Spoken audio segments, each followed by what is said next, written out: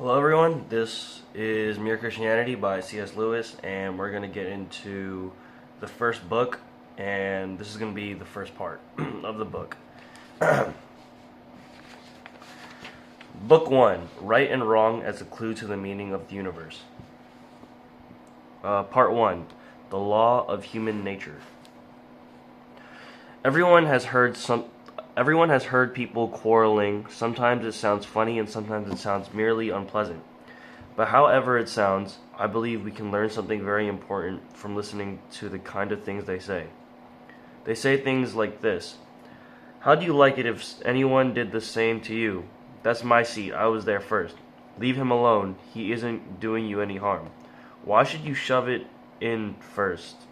Give me a bit of your orange, I gave you a bit of mine. Come on, you promised." People say things like that every day. Educated people as well as uneducated people, and children as well as grown-ups. Now, what interests me about all these remarks is that the man who makes them is not merely saying that the other man's behavior does not happen to please him. He is appealing to some kind of standard of behavior which he expects the other man to know about. And the other man very seldom replies, "To hell with your standard."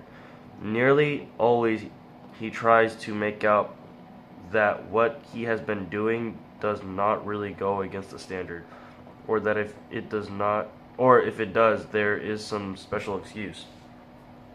He pretends there is some special reason in this particular case why the person who took the seat first should not keep it, or that things were quite different when he was given the bit of orange, or that something has turned up which lets him off keeping his promise. It looks in fact very much as if both parties had in mind some kind of law or rule or fair play or decent behavior or morality or whatever you like to call it, about which they really agreed. And they have. If they had not, they might of course fight like animals, but they could not quarrel in the human sense of the word. Quarreling means trying to show that the other man is in the wrong, and there would be no sense in trying to do that unless you or he had some sort of agreement as to what right and wrong are, just as there would be no sense in saying that a footballer had committed a foul unless there was some agreement about the rules of football. Now, this law or rule about right and wrong used to be called the law of nature. Nowadays, when we talk about the laws of nature, we usually mean things like gravitation or heredity or the laws of chemistry. But when the older thinkers called the law of right and wrong the law of nature, they really meant the law of human nature. The idea was that just as all bodies are governed by the law of gravitation and organisms by biological laws, so the creature called man also had his law. With this great difference that a body could not choose whether it obeyed the law of gravitation or not, but a man could choose either to obey the law of human nature or to disobey it. We may put this in another way.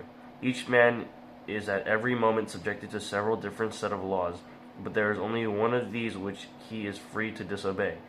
As a body, he is subjected to gravitation and cannot disobey it. If you leave him unsupported in midair, he has no more choice about falling than a stone has. As an organism, he is subjected to various biological laws which he cannot disobey any more than an animal can. That is, he cannot disobey those laws which he shares with other things, but the law which is peculiar to his human nature. The law he does not share with animals or vegetables or inorganic things is the one he can disobey if he chooses. The law was called the law of nature because people thought that everyone knew it by nature and did not need to be taught it.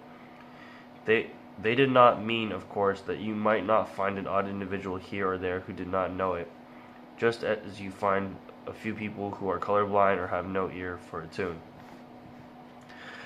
But taking the race as a whole, they thought that the human idea of decent behavior was obvious to everyone, and I believe they were right.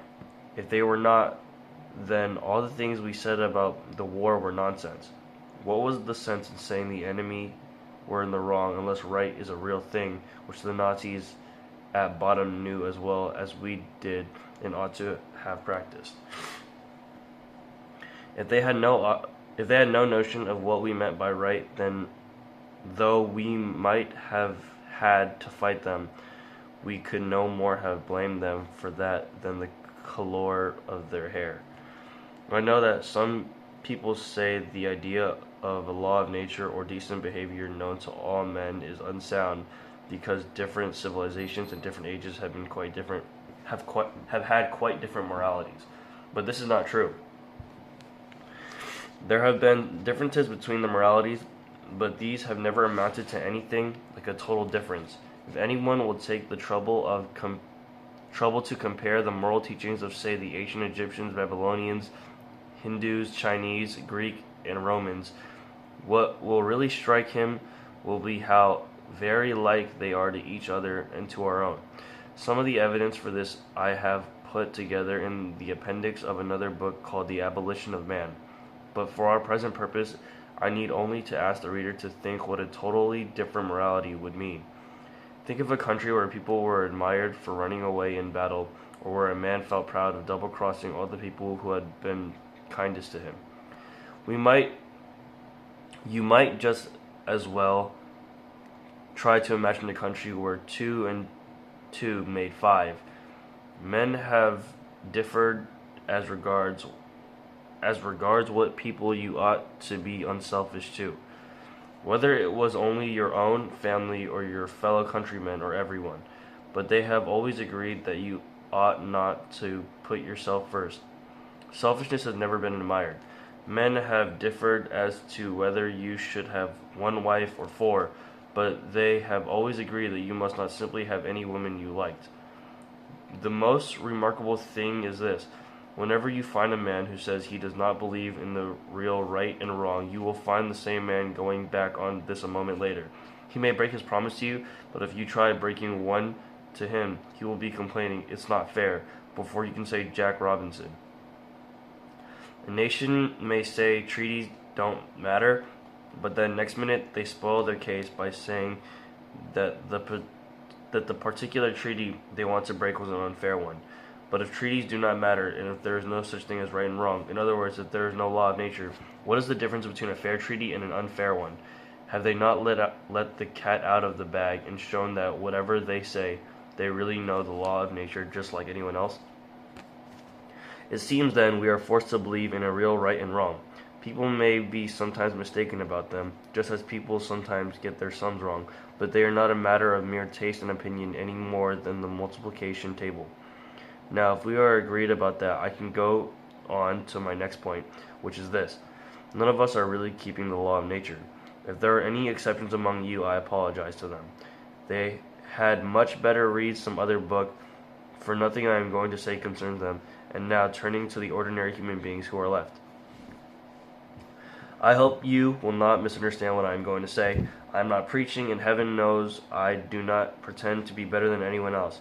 I am only trying to call attention to the fact that this year or this month, or more likely this very day, we have failed to practice ourselves the kind of behavior we expect from other people.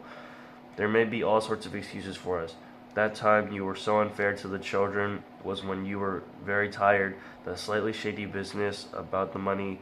The one you have almost forgotten came when you were very hard up, and what you promised to do for old so-and-so, and have never done. Well, you never would have promised if you had known how frightfully busy you were going to be. And as for your behavior to your wife or husband or sister or brother, if I knew how irritating they could be, I would not wonder at it. And who the dickens am I anyway? I am just the same. That is to say, I do not succeed in keeping the law of nature very well, and the moment anyone tells me I'm not keeping it, there starts up in my mind a string of excuses as long as your arm. The question at the moment is not whether they are good excuses. The point is that they are one more proof of how deeply, whether we like it or not, we believe the law of nature. If we do not believe in decent behavior, why should we be so anxious to make excuses for not having behaved decently? The truth is, we believe in decency so much, we feel the rule of law pressing on us so, that we cannot bear to face the fact that we are breaking it, and consequently we try to shift the responsibility For you, notice that it is only for our bad behavior that we find all these explanations. It is only our bad temper that we put down to being tired or worried or hungry. We put our good temper down to ourselves. These are the 2 points I wanted to make. First, that human beings all over the earth have this curious idea that they ought to behave in a certain way and cannot really get rid of it. Secondly, that they do not in fact behave in that way. They know the law of nature, they break it. These two facts are the foundation of all clear thinking about ourselves and the universe we live in.